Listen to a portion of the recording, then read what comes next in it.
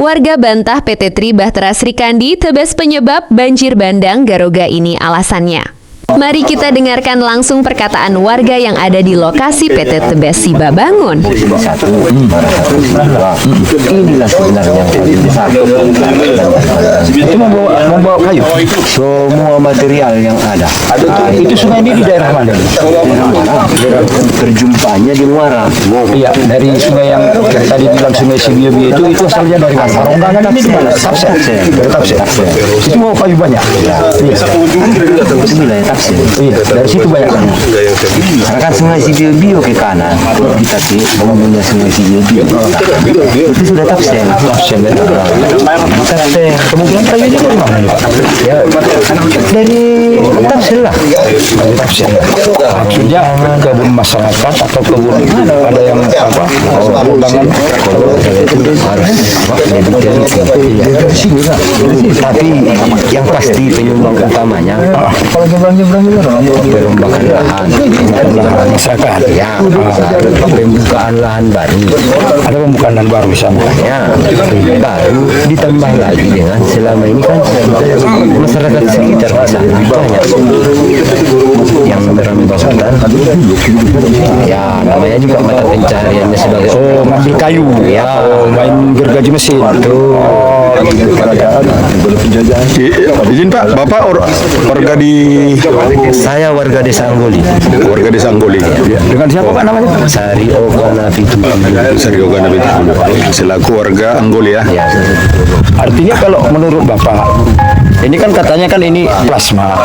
Kemungkinan ada nggak penyumbang dari longsoran plasma ini ke Sungai Garoga? Kalau ini Pak, saya pastikan nggak ada ya Pak. Karena ini kan di balik di lereng sebelah kiri bukit masih ada bukit mengganjal ya, betul.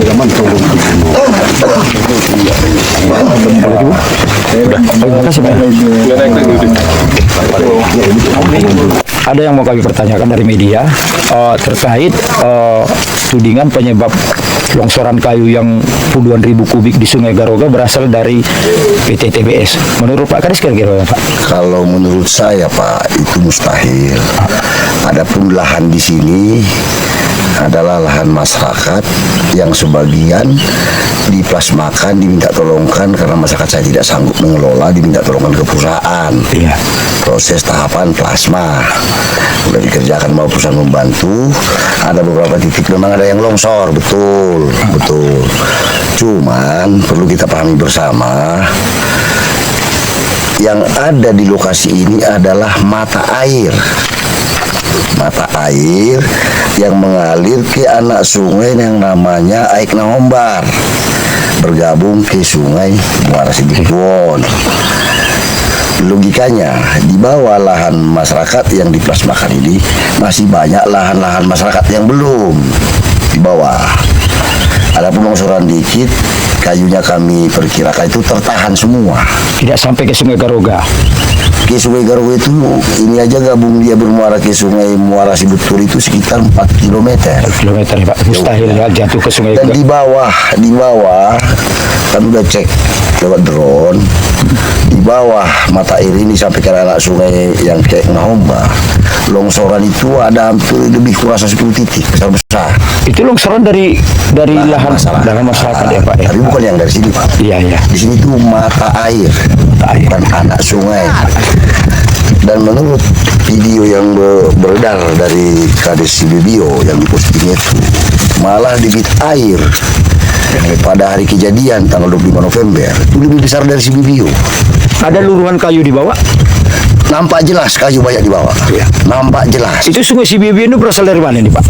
Sungai Sibibio itu berasal dari sebelah Gunung Huluhala. Dan satu lagi ada itu yang menarik. Sebelum Sibibio ada itu Sungai Paronggangan ke arah kanan. Ini Paronggangan ini masuk wilayah mana? Tapanuli Selatan. Yang menurut perkiraan kami ini berdekatan dengan areal tambang Rambajoring. Informasi yang kami dapat dari kemarin-kemarin itu. Tambang apa ini Pak?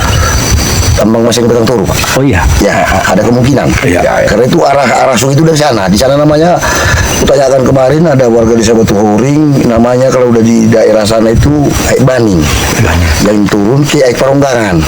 Aik Paronggangan bersatu ke Aik Sibibio, Aik Sibibio bersatu ke desa Muara Sibutuan, Aik Muara Sibutuan, luruslah ke desa Garoga. Sungai Garoga Angguli 1, Garoga 1 yang diangguli, Garoga 2 yang diangguli, dan Garoga 1 yang di desa Garoga. Dan satu lagi, tolong semua pihak mencermati ini dengan seksama, dengan data yang ada di lapangan, apalagi dari pemerintahan setempat. Tolonglah, jangan asal omon-omon, jangan jadi fitnah jatuhnya. Dapat kami jelaskan, mulai dari perkampungan korban banjir di Garoga, mohon maaf ya, kita bukan masalah tidak prihatin, sangat prihatin. Justru kami berikan di Sanggoli di hari udah langsung pasang dapur umum. Jam 1 siang para pengungsi yang dari desa Garoga, anak-anak sekolah yang mau pulang ke Garoga, ke desa Garoga, ke Hutagodang, ke Ngado, sudah dapat makan di desa saya. Kalau dibilang tentang prihatin, ya, tapi tolong di masalah sumber kayu kita cermati. Begitu 100 meter dari pemukiman di wilayah desa Garoga itu sudah ada longsoran besar,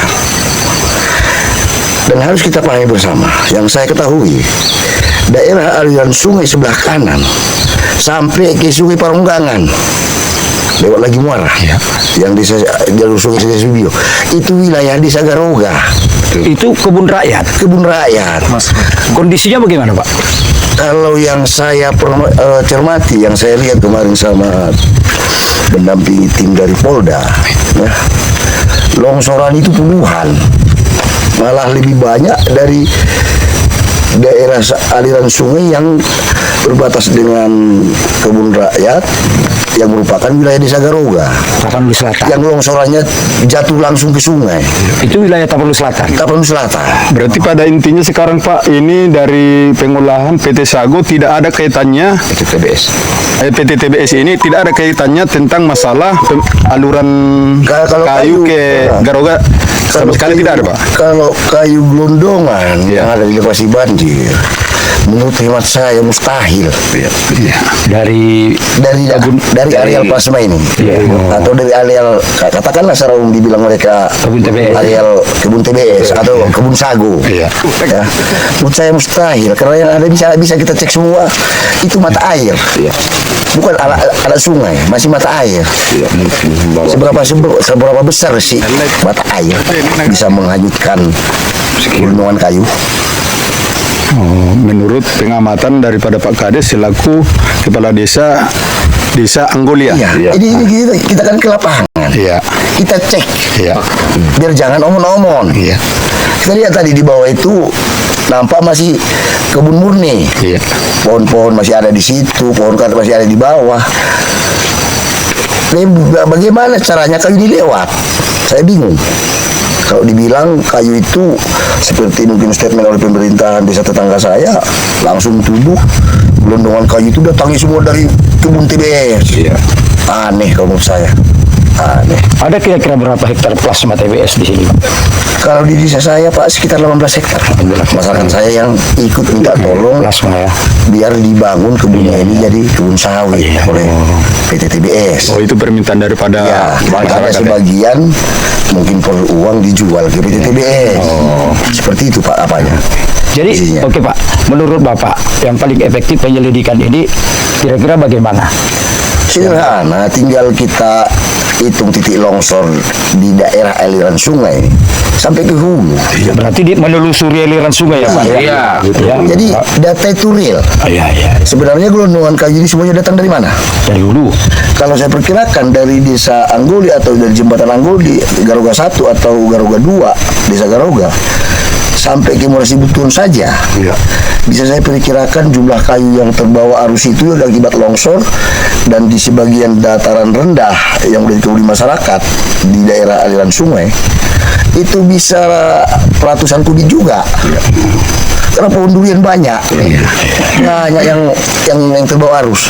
Kebun sawit, pohon sawit masyarakat, pohon kelapa. Banyak, saya udah lihat sampai ke muara, Pak. Berarti hasil daripada tumbangan kayu yang ada di PT TBS ini tidak berpengaruh dengan yang terarus ke ke Anggoli? Palingan Pak lumpur lah. Ya, lumpurnya Namanya saja. air, Pak, bawa lumpur. Oh, kalau tentang masalah menurut hemat saya mustahil, Pak. Mustahil terlewat. makanya kita lihat tadi di Selamat air, lokasi Pak, di- kayu-kayu tidak ada yang bergerak dari lokasi kita lihat tadi. Masih tetap dia di posisinya. Iya. Sudah cek bersama tadi, Pak. oke. Sudah kita lihat bersama. Jadi saya pun menyampaikan ini bukan dengan pikiran saya. Saya lihat dulu Fakta lapangan. makanya saya luangkan waktu, sama-sama kita ke sana, ayo cek kebenarannya seperti apa, karena ini wilayah desa Anggoli, berarti ada juga tanggung jawab saya sebagai kepala desa. Makanya saya bersedia menempuh jalan kaki tadi dari kilometer 2 sampai ke gunung ini, kilometer 6,5 ini, Pak. Batas kita dengan desa Muara lewat bukit itu udah desa Simonosor. Berarti Bapak sekarang selaku kepala desa Anggoli sudah mengetahui daripada areal yang ada di desa Anggoli ini, Pak ya? Udah, Pak, udah. Nah, sampai intinya ini Muara Sibutuon beda kepala desa sama Sibio-bio. Beda, Pak. Oke. Jadi yang intinya dari desa Anggoli ataupun ini hasil olahan TBS, kayu-kayu gelondongan yang sudah ditumbang daripada TBS ini sama sekali tidak ada turun paling Saya, Pak, mustahil ya. Tidak mungkin lewat. Oke, terima kasih Pak atas informasi yang Bapak terangkan kepada Satu kita. lagi, Pak, kami juga bukan hanya mencek di sini. Ya.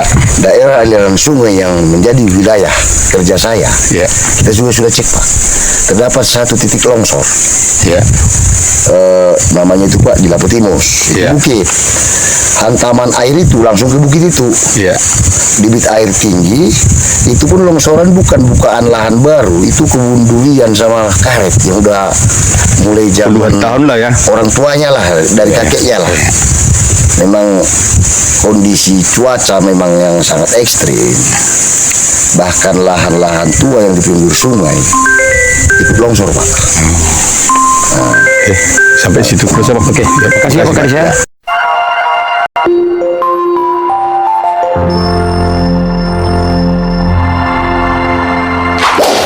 Selamat menonton dan jangan lupa di subscribe ya.